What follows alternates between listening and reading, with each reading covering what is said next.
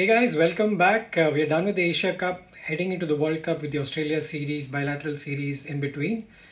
We thought it's a good time to get together and talk about 5 key takeaways for the Indian team. Number one is the assurance of the middle order. We saw what happened in the 2019 World Cup with the confusion around number four.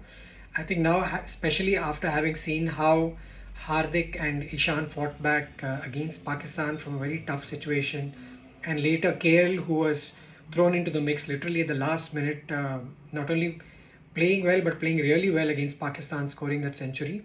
I think our middle order now looks a lot more assured. The second is we've finally got our combination right.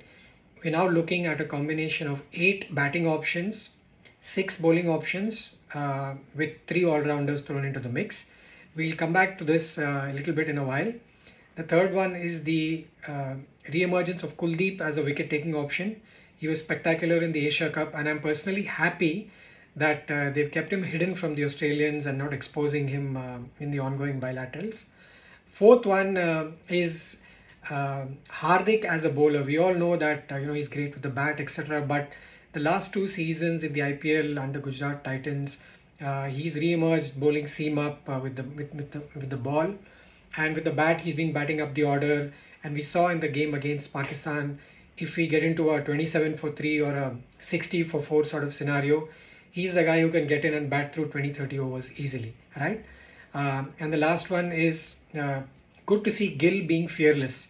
In the first game against Pakistan, he looked very tentative, very nervous, but then he worked on that. And the next game the next time we played against Pakistan, he came back and took on Shaheen Shah Afridi and the others. So yeah, those were some of the big takeaways. A word of appreciation for Axar. I know he's not been that great with the ball, but with the bat, 2 times he's shown remarkable presence of mind and game sense. One is when he added, I think, 20 or 30 runs with the tail against Sri Lanka, that low-scoring game, the Velalage game. He took us from 180 odd to 214, and that eventually made a huge difference. And in that game against Bangladesh, which we lost closely, he again batted with the tail with a lot of injuries and added 40 plus. So big up to our man Axar. Hope he gets back and recovers well.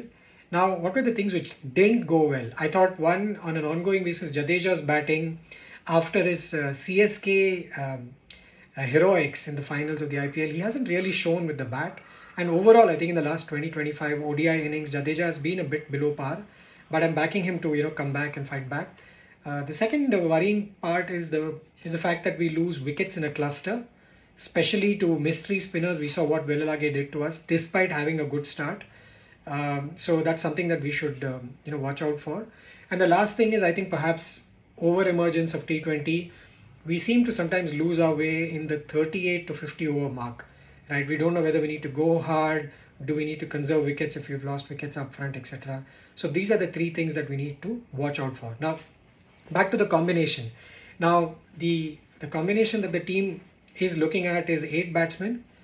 So who are the 8 batting options, right? I'll tell you the clear ones. Rohit, Gill, Ishan, KL and Kohli, right? These are your 5 set batsmen at the top. Yes, if Ishan, hopefully if he has a kind of a downslide against the Australians in the ongoing series, and if Sky does really well, you could swap the 2. So those are the 5 set batters. Hardik again is a set batter, that makes it 6. And then we got Jadeja at 7. Now, I just said that Jadeja has not been that great with the bat, but then his remarkable fielding and the fact that he can get you some tidy overs makes him is a lock-in at 7. Now comes the big question.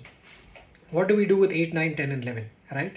Now, the combination that I would personally propose is to go with Kuldeep, Bumrah, Siraj, and one another bowling all-rounder, right? So that could either be Shardul, Axar, Washi or Ashwin in that order.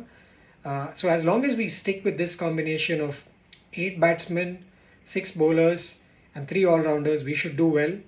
What we shouldn't do is to play Shami, Siraj and Bumrah and Kuldeep together, because that makes our tail very long. What it also does is that it kind of makes it very crowded for Siraj and Shami. If both of them play, then they may tend to bowl in phases where they could have bowled a lot more at peace if they were just playing by themselves. So that is something that Team India should avoid. So good luck to Team India, and hope we get to see India win the trophy soon.